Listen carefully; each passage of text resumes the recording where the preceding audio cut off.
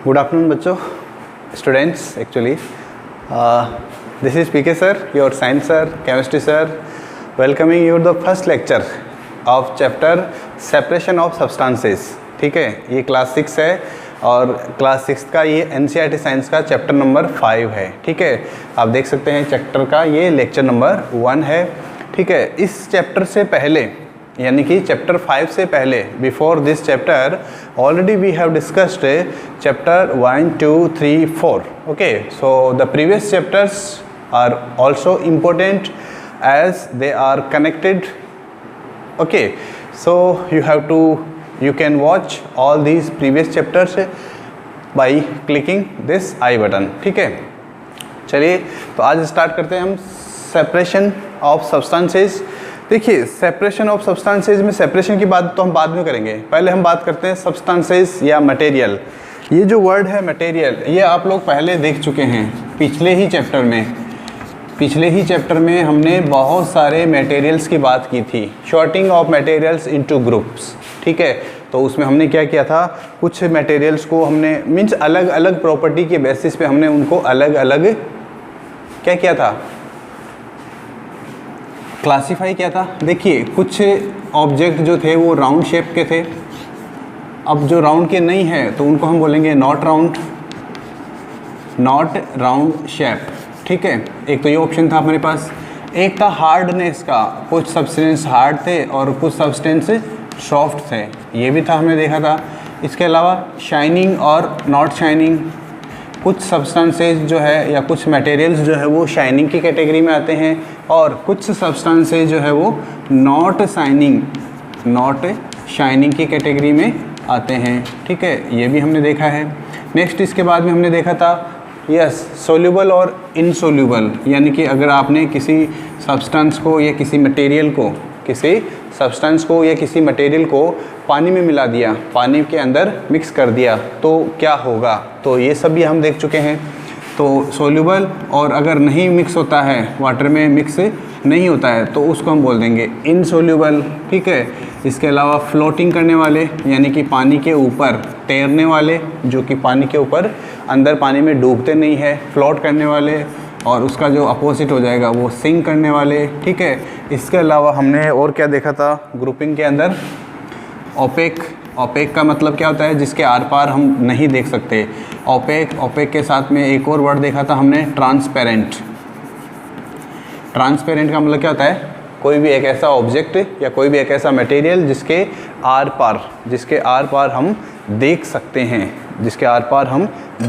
हैं. जैसे मैंने आप लोगों को बताया था कि ये जो एग्जांपल है मेरे पास में, जो बीकर है, ये बीकर है और ये जो बीकर है इसके मैं आर पार देख सकता हूँ, इसके उस साइड में, means through this beaker I can see clearly. That is why this is an example of transparent. और इसी में एक और एग्जांपल था, 3 कैटेगरी थी हमने देखी थी, ट्रांसल्यूसेंट. तो ये क्लासिफिकेशन जो था ये हम ऑलरेडी डिस्कस कर चुके हैं इस चैप्टर में. ठीक है, अब देखिए इसके बाद में जो है इम्पोर्टेंट पॉइंट वो ये है कि सो इसके बाद में देखिए अब हम आगे बात करते हैं. अब इस चैप्टर से, यानी ये सब हमने चैप्टर 4 में देखा था. ओके, इनके बारे में हमने चैप्टर 4 में डिस्कशन किया था.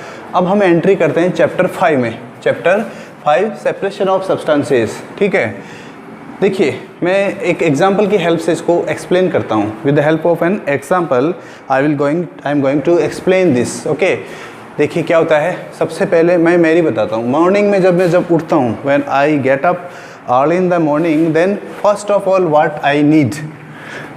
आई need water, of course, for washing my face. मुंह को धोने के लिए, चेहरे को धोने के लिए पानी चाहिए. पानी धोने के बाद में फिर मैं क्या करता हूँ, ब्रशिंग करता हूँ, टूथब्रश. ठीक है, और उसके बाद में फिर मुझे चाहिए टी. क्या चाहिए, टी. अब टी बनाने के लिए क्या क्या सामान, क्या क्या चीज़ें, थिंग्स जो है जो कि रिक्वायर्ड होती है वो भी होनी चाहिए. तो इसमें हम जब टी बनाने की बात करते हैं तो इसके लिए आपको क्या क्या चाहिए, मिल्क चाहिए, प्लस वाटर भी चाहिए थोड़ा सा, मिल्क, वाटर, शुगर भी चाहिए, ठीक है, और टी लीव्स भी चाहिए, चाय पत्ती जिसको हम बोलते हैं, टी लीव्स ये भी चाहिए। और क्या चाहिए?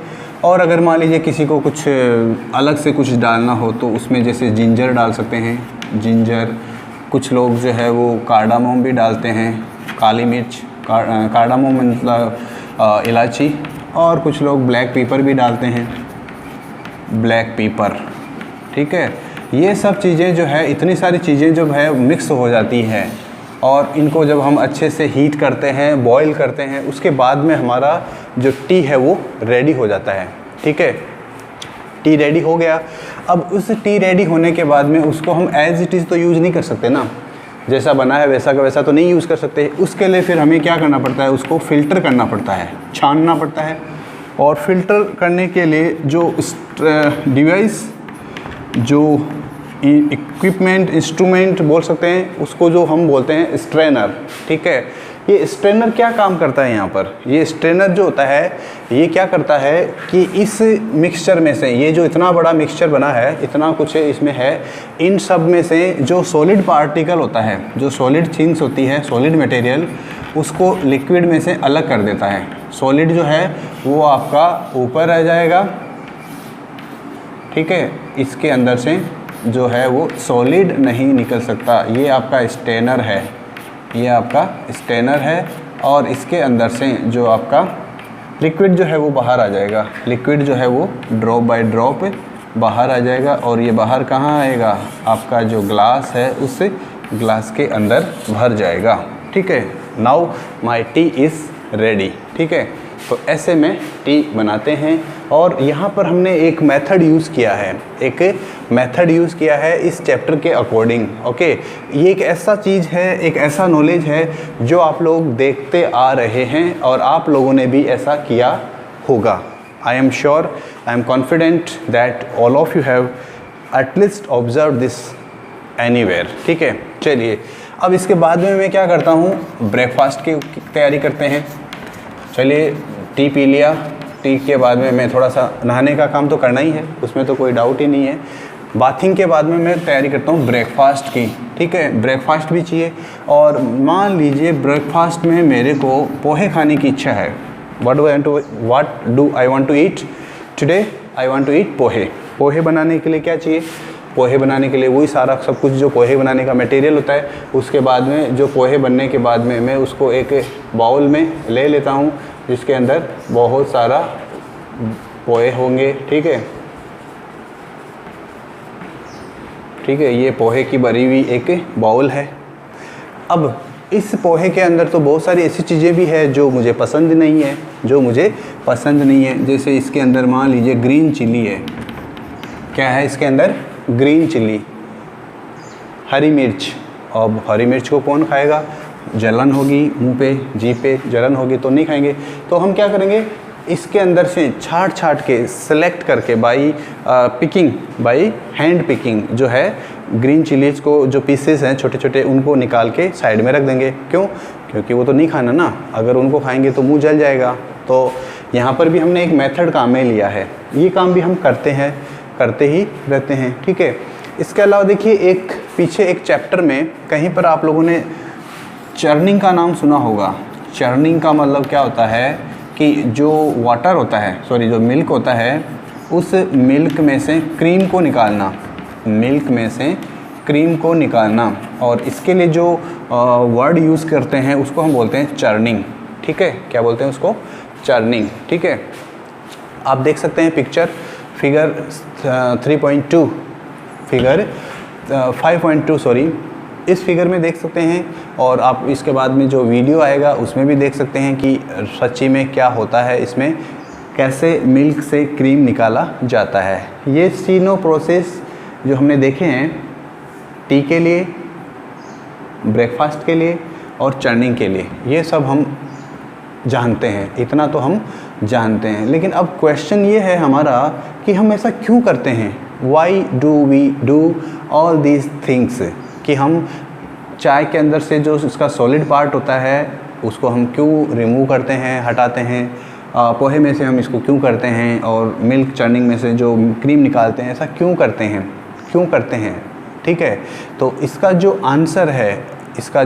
आंसर है वो बड़ा ही इजी आंसर है हमारे लिए। ये सारी चीज़ें आफ्टर मेकिंग टी इम्पोर्टेंट नहीं है, इसलिए जो यूजलेस थिंग्स है किसी मिक्सचर में से, जो यूजलेस थिंग्स होती है, यूजलेस सब्सटेंसेस होते हैं, उनको फेंक देना, रिमूव कर देना, उसके लिए हमें इसकी ज़रूरत पड़ती है। ब्रेकफास्ट में भी अब इसका ग्रीन चिली का काम तो कंप्लीट हो गया, इसका जो भी काम था, इसके बाद में इसको हम यहाँ से निकाल देंगे, बाहर फेंक देंगे। ऐसे ही मिल्क है, मिल्क में से हमें तो क्रीम चाहिए ज़्यादा, अगर क्रीम हमारे लिए इम्पोर्टेंट है तो बाकी चीज़ हमारे लिए इम्पोर्टेंट नहीं है, ठीक है। तो इसलिए हमने क्या किया, इसमें से क्रीम को सेपरेट कर दिया। सेपरेट करना मतलब अलग कर देना, आइसोलेट कर देना, ठीक है। चलिए, ये बात तो यहाँ तक समझ में आ गई। अब आपकी बुक के अंदर एक टेबल गिवन है, टेबल 5.1, और ये जो टेबल 5.1 है इसके अंदर 3 कॉलम है। Okay, you can see clearly ये जो टेबल है 5.1, इसमें 3 कॉलम दिए हुए हैं, और तीनों कॉलम के अंदर जो इन्फॉर्मेशन गिवन है ना, वो जम्बल्ड है। जम्बल्ड का मतलब क्या होता है कि जो राइट इन्फॉर्मेशन, फर्स्ट कॉलम के सामने का इन्फॉर्मेशन राइट नहीं है, सेकंड कॉलम के सामने का इन्फॉर्मेशन भी मैच नहीं करता है, राइट नहीं करता है। तो ऐसी जो टेबल होती है उसको हम बोलते हैं जम्बल्ड फॉर्म ऑफ टेबल, ठीक है, जम्बल्ड टेबल है ये। अब इसमें क्या है, फर्स्ट कॉलम में आप देखिए, फर्स्ट कॉलम में क्या लिखा हुआ है, सेपरेशन प्रोसेस, यानी कि कौन सा मेथड हम यूज़ कर रहे हैं, ठीक है। सेपरेशन वर्ड का मीनिंग क्या होता है, अलग अलग करना, ठीक है। कोई भी मिक्सचर है उसके जो कंपोनेंट्स हैं, जैसे ये एक इतना बड़ा मिक्सचर है, इसमें कितने कंपोनेंट हैं, 1 2 3 4 5 6 7 कंपोनेंट है। ये सभी कंपोनेंट्स को अगर आप अलग अलग कर देते हैं, सेपरेट कर देते हैं, तो ये जो प्रोसेस होता है इसको ही हम बोलते हैं सेपरेशन, ठीक है। चलिए, तो हम बात कर रहे थे टेबल की, टेबल 5.1। इस टेबल के अंदर देखिए फर्स्ट जो कॉलम है उसमें क्या लिखा हुआ है, सेपरेट स्टोन्स फ्रॉम राइस, यानी कि जो हम मार्केट से राइस खरीद के लाते हैं खाने के लिए, उस राइस के अंदर कभी कभी कुछ छोटे छोटे स्मॉल साइज्ड स्टोन्स होते हैं, ठीक है।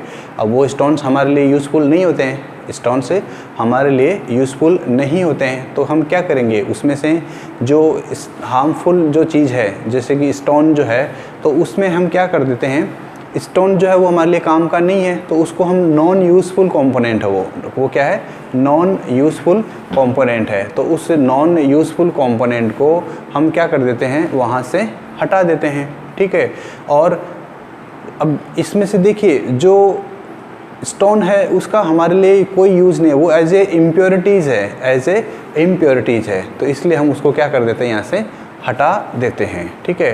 तो फर्स्ट जो कॉलम है, फर्स्ट कॉलम का जो फर्स्ट पॉइंट है उसको अगर आप मैच करोगे तो जो सेकंड कॉलम का थर्ड वाला जो पार्ट है वहाँ से इसको मैच करना है, ठीक है।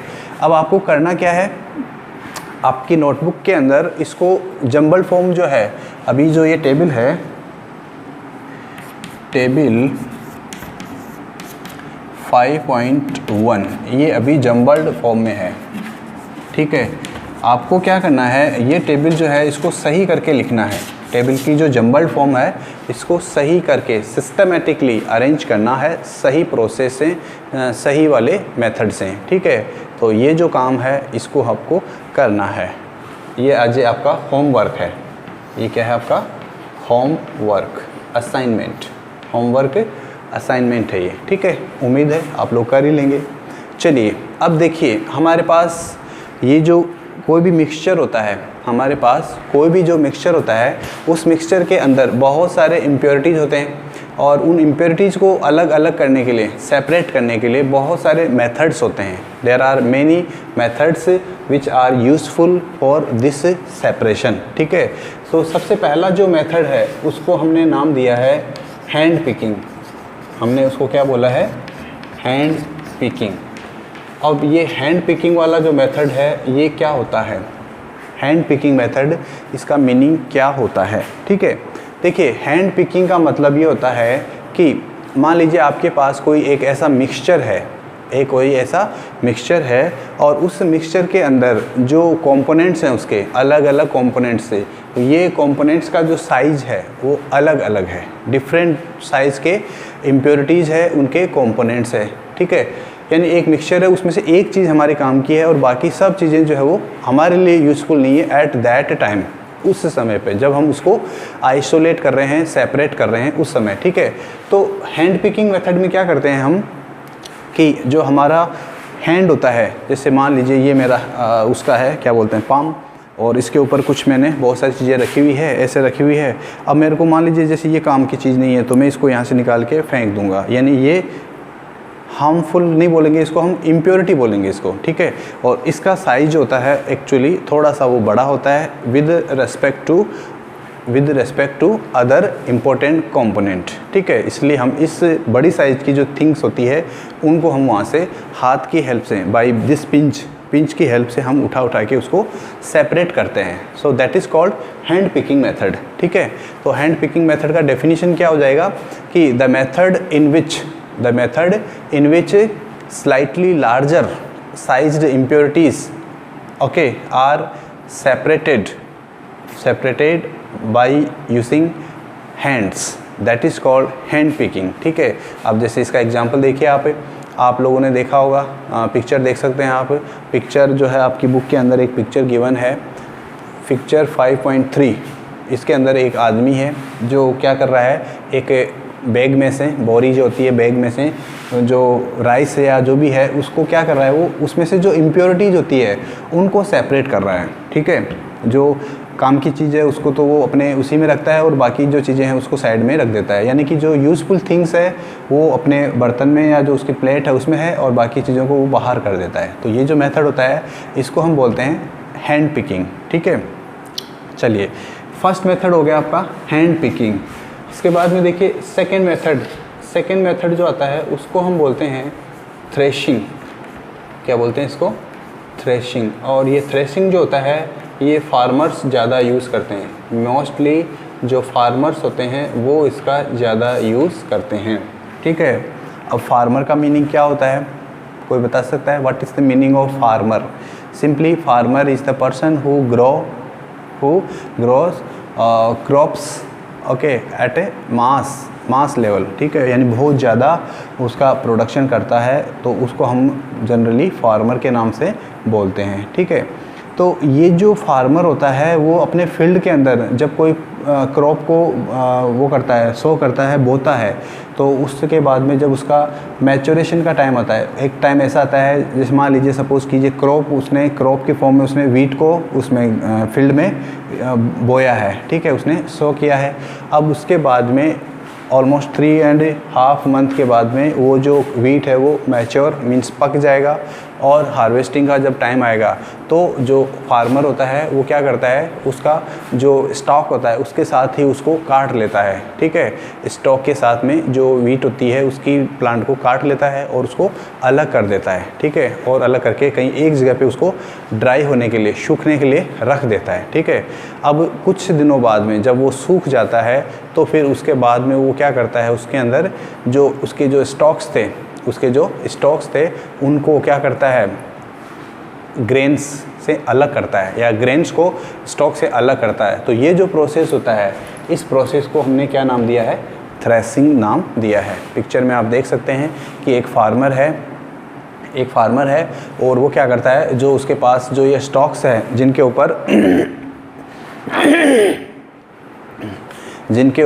जिनके साथ में ग्रेन्स लगे हुए हैं, तो उन ग्रेन्स को क्या करता है, एक बंडल बना के और एक सॉलिड जो सरफेस होती है या एक पत्थर का जो बड़ा टुकड़ा होता है उसके ऊपर ऐसे मारता है, तो उससे क्या होगा, जो ग्रेन्स होते हैं वो अलग हो जाते हैं, सेपरेट हो जाते हैं, ठीक है। तो ये तो पुराना मेथड है। ये मेथड तो हम तब काम में लेते हैं जब आपके पास क्रॉप का प्रोडक्शन कम हो, ठीक है, बहुत ज़्यादा क्रॉप या स्टॉक्स नहीं हो, तो उस कंडीशन में तो हम मैनुअली ऐसा करते हैं। मैनुअली का मतलब होता है हमारी हेल्प से, खुद की ही हेल्प से अगर हम कोई काम करते हैं तो उसको हम मैनुअली बोलते हैं। लेकिन जब बहुत ज़्यादा बड़ा खेत होता है या बहुत बड़ा फील्ड होता है तो उस कंडीशन में जो है आप जो फार्मर है वो कभी कभी क्या यूज़ करता है, बुलक्स का मतलब जो बैल होते हैं उनका यूज़ करता है। और आजकल जो है बहुत बड़े जो फील्ड्स होते हैं, फार्म्स होते हैं, वहाँ पर इस काम के लिए मशीन्स भी यूज़ की जाती है। और ये जो मशीन्स होती है इनको बोलते हैं थ्रेशर, ठीक है। तो थ्रेशर क्या होती है, thresher is a machine which is used for threshing, ठीक है। थ्रेशर एक ऐसी मशीन है जो थ्रेसिंग का काम करती है, ठीक है। चलिए, तो ये हो गया सेकेंड मेथड। इसके बाद में हम बात करते हैं थर्ड मेथड की। चलिए, थर्ड मेथड को मैं फर्स्ट सेकेंड थर्ड मेथड को मैं यहाँ लिख देता हूँ। फर्स्ट मेथड था हमारा, फर्स्ट मेथड क्या था, hand picking.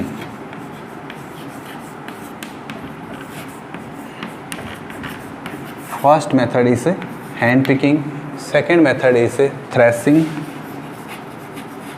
First method is hand picking, second method is threshing, third method is winnowing. अब ये जो विनोविंग होता है इसका मीनिंग क्या होता है, ये कहाँ यूज़ करते हैं, ये भी अपने को इसमें लर्न करना है, ठीक है। देखिए, थ्रेसिंग के बाद में क्या होता है कि जो आपने ग्रेन्स सेपरेट किए हैं, थ्रेसिंग के बाद में जो आपके ग्रेन्स जो अलग हो गए हैं, उन ग्रेन्स के अंदर कुछ कुछ small sized piece of stalks या वीट का जो स्टेम होता है, उसकी जो लीव्स होती है या उसका कोई भी पार्ट अदर देन ग्रेन्स वो उसमें रह जाता है, बच जाता है, ठीक है। तो अब उसको तो हम खा नहीं सकते ना, यानी उसको हम क्या करते हैं, उसको भी अलग करना है हमें, ठीक है। तो अब उसका साइज़ अलग होगा और जो वीट का साइज़ है वो अलग होगा, ठीक है। तो अब उसके लिए क्या करते हैं, एक तो उसमें से होता है हैवी पार्ट जो कि है हमारा वीट, और दूसरा जो पार्ट है वो है उसका लाइटर पार्ट, हल्का पार्ट। तो ऐसा मेथड जिसके अंदर जो हम हल्के पार्ट और हैवी पार्ट यानी लाइटर पार्ट और हैवियर पार्ट को अलग करते हैं, करेक्ट, जिसकी हेल्प से या तो हम उसके अंदर कोई एयर होता है, जैसे कोई फ़ैन लगा देते हैं, टेबल फैन, तो उससे क्या हवा का एक विंड का एक डायरेक्टली एक पर्टिकुलर डायरेक्शन में फ़्लो करता है और उसी डायरेक्शन में हम क्या करते हैं, वो जो सब्सटेंस है, जो मिक्सचर है हमारा वीट का और जो उसके साथ में जो अलग और चीज़ें हैं, तो वो सब क्या होती है, लाइटर होती है, वो अलग हो जाती है, सेपरेट हो जाती है। आप पिक्चर में देख सकते हैं, पिक्चर फिगर 5.5 में, तो इसके अंदर एक लेडी है एक एलिवेटेड प्लेटफॉर्म पर, यानी कि एक टेबल के ऊपर या एक सिंपली डेस्क के ऊपर वो खड़ी है और उसके हाथ में एक कंटेनर है। उस कंटेनर के अंदर उसने कुछ ले रखा है मिक्सचर, जिसके अंदर वीट है और उसके अलावा उसके अंदर जो डस्क होता है, डस्क, तो वो उसमें एयर की हेल्प से या जो विंड होता है, ब्लोइंग जो होता है वियर, उसकी हेल्प से उसको सेपरेट किया जाता है। तो ये जो प्रोसेस होता है इसको हम बोलते हैं विनोइंग। क्या बोलते हैं इसको हम, विनोइंग, ठीक है। और ये जो मेथड होता है कॉमनली मीन्स जनरली इसको हम यूज़ किस में करते हैं, जो फार्मर्स होते हैं वो इसका ज़्यादा यूज़ करते हैं, ठीक है। क्यों, क्योंकि ये जो हस्क होता है, ये जो हस्क होता है ये लाइट में हल्का होता है, लाइट में हल्का होता है, तो क्या होता है, वेट में लाइट होता है, वेट में लाइट यानी कि वजन में हल्का होता है। तो वो क्या होगा, एयर के साथ में जब आप एयर को फ्लो करवाएंगे, ब्लो कराएंगे, तो उस कंडीशन में एयर के साथ वो दूर तक चला जाएगा और जो हमारा क्या बोलते हैं, जो ग्रेन है, जो कि हैवियर पार्ट है, वो नीचे स्ट्रेट डाउन गिर जाएगा, ठीक है। तो इसकी हेल्प से हम ऐसा यूज़ करते हैं, ठीक है। नेक्स्ट आता है इसके बाद में, नेक्स्ट मेथड है हमारा सीविंग। नेक्स्ट मेथड जो है वो क्या है, सीविंग, SIEVING। सीविंग का मतलब क्या होता है, सीविंग का और इस फिल्टर का जो मीनिंग होता है, फिल्ट्रेशन का मीनिंग एक ही होता है। अगर टेक्निकली देखा जाए तो इंग्लिश वर्ड के अकॉर्डिंग देखा जाए तो एक ही होता है, लेकिन मीनिंग जो है इनका अलग अलग होता है। सीविंग का मीनिंग अलग होता है और जो आपका फिल्ट्रेशन जो है उसका मीनिंग अलग होता है, ठीक है।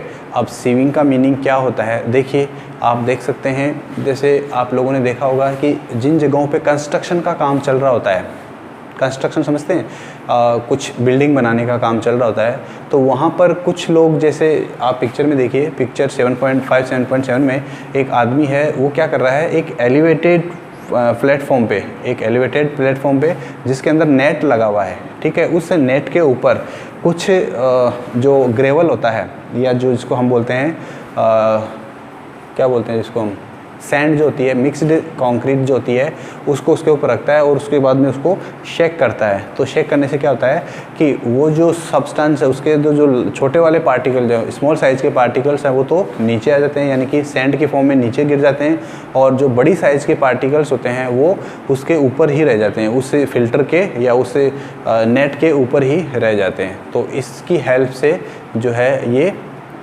यूज़ किया जाता है सैंड को, और जो पेबल्स होते हैं या जो स्टोन्स होते हैं उनको अलग करने में इस मेथड का यूज़ किया जाता है। ठीक है, अब देखिए इसका जो पर्पस होता है, इसका जो कॉन्सेप्ट जो है, इसको हम एक जगह और यूज़ करते हैं। जैसे मान लीजिए हमें चपाती बनानी है, क्या करना है, चपाती बनानी है।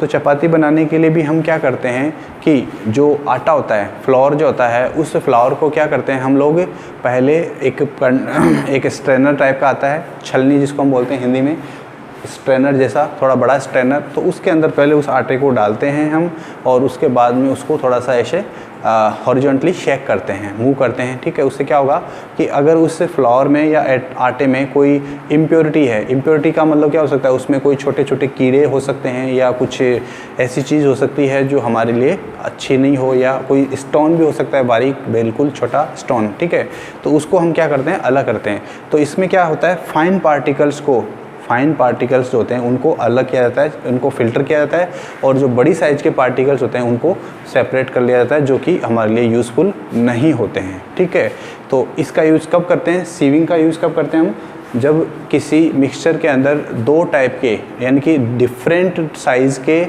कंपोनेंट्स प्रेजेंट होते हैं। In that situation we use this sieving method. ठीक है, तो उम्मीद है आप लोगों को समझ में आया होगा जो भी मैंने डिस्कस किया है।